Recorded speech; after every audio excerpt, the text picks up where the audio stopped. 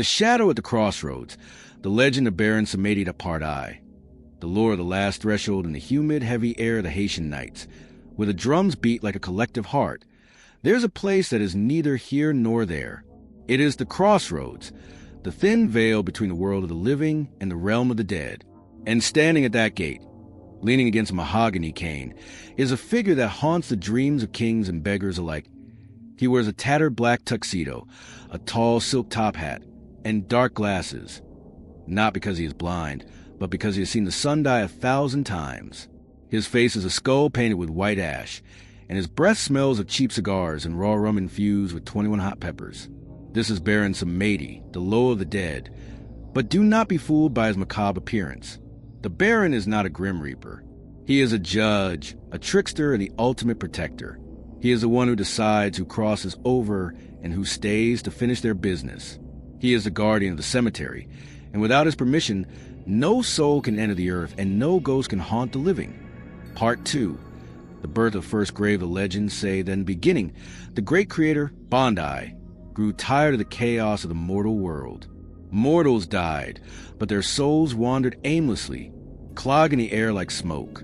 They didn't know where to go, and the living were driven mad by the whispers of the uncollected dead. Bondi needed a gatekeeper, someone who understood the filth of humanity, but possessed the cold justice of the void. He took a handful of graveyard dirt, a splash of sunset, and the laughter of a man who had died of joy. From this, Baron Samedi was formed. The Baron's first task was to dig the very first grave. As he struck the earth, he made a deal with the living. I will take your sorrow and hide it beneath the soil. In return, you must live with such fire that when you meet me, I have something worth remembering. But there was a problem. A powerful sorcerer, known as the Master of Many Shadows, didn't want the Baron to rule. The sorcerer wanted to build an army of the undead, zombies who could neither think nor rest. He stole the Baron's sacred shovel, thinking that without it, the Baron could not claim the dead. Part 3. The night the grave stood still without his shovel, the Baron could not complete the rites. For 7 nights, no one could die. A great war broke out, but no soldier fell. Mortals with wounds that should have been fatal walked the earth in agony, unable to find a piece of the grave. The world was filling with the unfinished. The Master of Shadows laughed from his fortress made of bone. He began to bind the wandering souls to his will. But the Baron is not a being you can simply rob.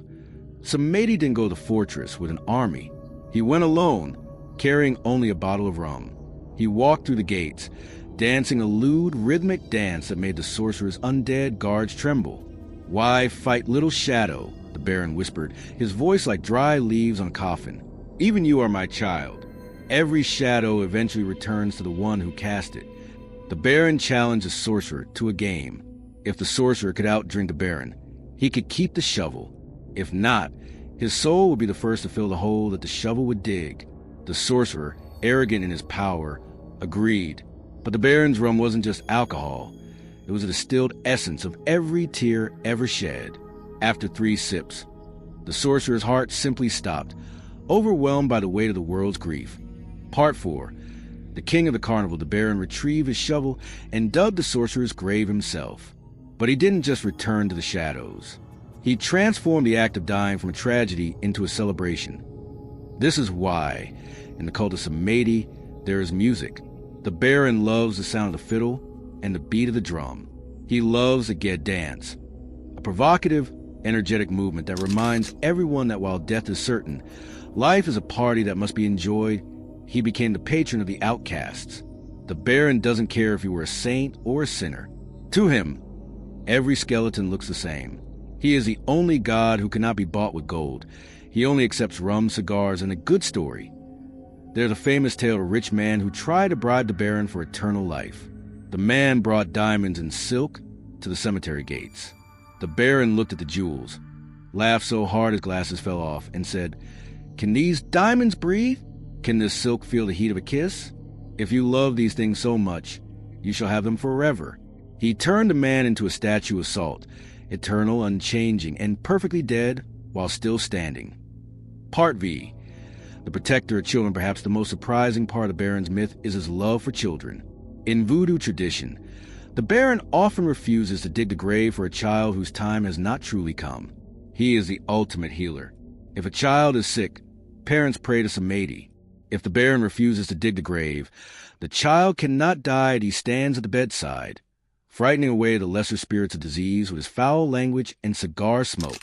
He is a rude uncle of the spirit world, rough, loud, and offensive, but the only one who will stand in the way of fate itself to save an innocent. Part 6. The final dance as the world modernizes.